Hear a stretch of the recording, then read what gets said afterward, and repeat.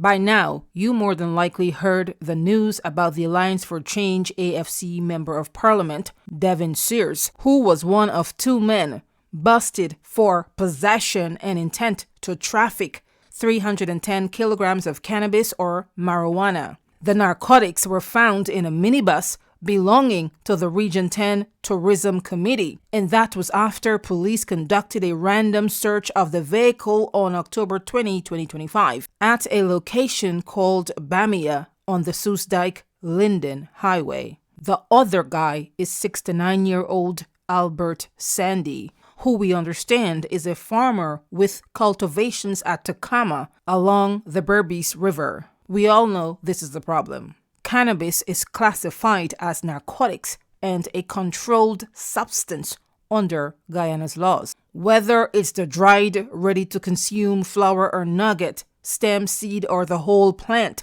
all are classified as narcotics. Now, Sandy pleaded guilty and took full ownership of all 310 kilos. He told the court it was all his and that Sears, who was at the time vice chairman of the Region 10 Tourism Committee, had nothing to do with it since he was simply the quote-unquote driver. Well, the magistrate wasn't impressed. Obviously, because there was so much narcotics, Sears was also held for intent to traffic cannabis. He has since pleaded not guilty. While Sears was the driver of the vehicle transporting the narcotics, he could still do time. Police already said they noticed Sears acting suspicious and was sweating profusely when they stopped the vehicle transporting the drugs. I'll tell you that opinions are heavily divided, and some individuals have already tried and sentenced him in the court of public opinion. So far, known politicians have come to Sears' defense, saying he has the right to be treated as innocent until proven guilty in a court of law. Well, the presumption of innocence applies to everyone, at least in the law books. So that's what we're unpacking today. We'll be dissecting the information, and I want you, my viewers and fans, to tell me, what do you think happened here? Was he simply a driver who had no knowledge of the narcotics? Or is he an accomplice who was fully in on it and should do time for the alleged crime? The final takeaways court starts now. Thank you for tuning in, whether it's your first time or you're new here. Welcome, welcome, welcome. We appreciate all of you. Let's talk about marijuana as a controlled substance. According to one report, approximately 310 kilograms of marijuana was found, quote, concealed inside a Region 10 tourism minibus during a checkpoint operation at Bamia on October 20, 2025. Investigators said the discovery was made after the vehicle was stopped and searched, revealing 22 black plastic bags and 4 brown canvas bags filled with marijuana. Sandy reportedly admitted that the narcotics belonged to him, but claimed he had paid Sears to transport the drugs, end quote. Here's the deal. Marijuana is classified as a controlled substance due to its psychoactive effects. Its unauthorized use or cultivation violates the law. Under Guyana's Narcotics, Drugs, and Psychotropic Substances Control Act, consumers caught with more than 30 grams may face incarceration. I believe the initial cutoff was 15 grams before they amended the law and raised the amount to 30 grams, but you can correct me on that if I'm wrong. So, imagine being caught with not 310 grams, 310 kilograms. 1 kilogram is equal to 1,000 grams. We're talking here about 310,000 grams. Now, you can argue and say, well, it's just the plantlings. Same difference. Whether you're a farmer, a dealer, user, or transporter, if you get caught with marijuana, leaf, plant, stem, seed, or the dried flower, which is ready for consumption, you're in possession of the substance and it is illegal. Point blank, period. You can be arrested and held liable for narcotics that are not even yours if you're in a place or a vehicle where the narcotics were found by the authorities. So when it comes to possession, it's like a strict liability offense. Now you have to go and disprove, you have to rebut the presumption that you are in possession of the narcotics. Anyways, so Sears's lawyers, who we're told are Nigel Hughes and Bernard De Silva, they have to prove that he did not know he was transporting marijuana. They will also have to explain why he was sweating, okay? Police prosecutors could argue that he was sweating out of fear, knowing he was carrying narcotics at the time, and that is a sign of guilt. But heck, it could have been a very hot day in Guyana. Guyana is a tropical country.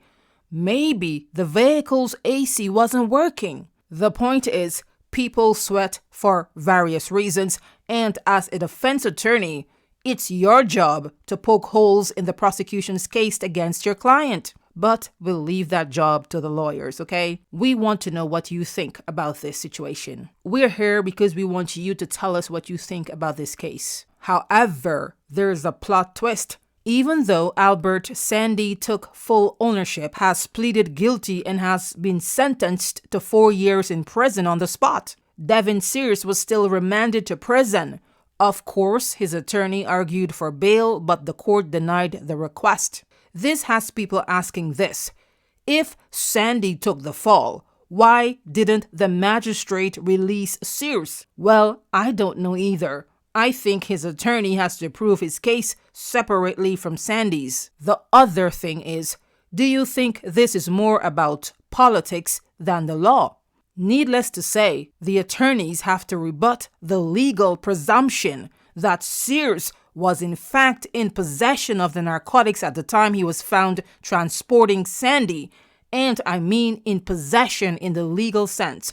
They also have to rebut the presumption that Sears transported Sandy knowing that he had cannabis in the vehicle. That, my friends, may be a very tall order because so far the only witness is Sandy, and he already cleared Sears from any involvement in the crime. So now who is testifying against Sears?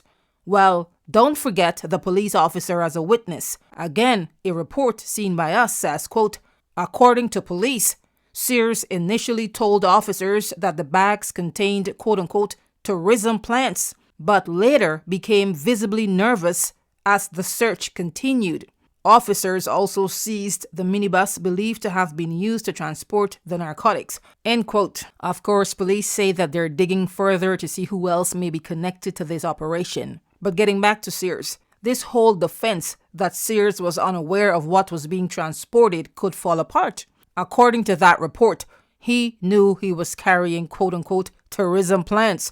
How did he know there were tourism plants? How did he know there were plants in the vehicle in the first place? Did he check? Did he verify? Or did he assume they were regular tourism plants? I don't know what tourism plants look like, but did he assume they were plants based on what Sandy told him? And if he did check, can he tell the difference between true tourism plants and cannabis? Would you know cannabis if you saw it? Okay. Anyway, here are some key questions. How did Sears and Sandy's world collide? Did they know each other before this incident? Or was this simply a random drop-off? Sandy claimed he paid Sears to drive him to wherever they were headed to. Why was Sears using the tourism committee vehicle for personal business anyway? Allegedly. On top of that, Sears and Sandy were reportedly caught during a random stop and search by the police. Okay, random, unplanned. Do police usually stop and search government vehicles? Or was this an isolated case? Why did they choose to stop and search a government vehicle? Was it an unmarked vehicle which they mistook for a normal minibus? Or did someone tip off the police? Which is why some individuals think there is more to this story, and a very good chance that Sears has been set up by someone who knew there was cannabis in the vehicle. Did Sears really honestly believe it was tourism plants and trusted what Sandy told him? Well, oh well, here we are, and Sears is in prison right now on remand. Anyway, the Region 10 Tourism Committee immediately distanced itself from the incident. They said Sears was running personal errands completely outside of the scope of his professional duties. Okay.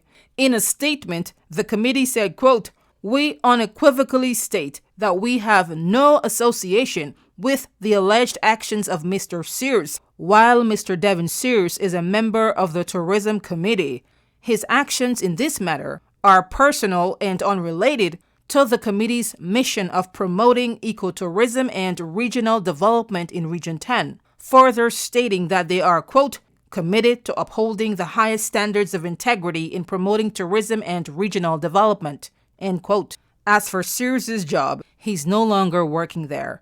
The Tourism Committee disclosed that he submitted his resignation following his arrest. So, that's all we know so far. If you're following this story and you've already subscribed to our channel, you may want to turn on notifications to receive updates. Thank you for tuning in. I'll catch you later on our next Final Takeaway podcast. Here's what's coming up next.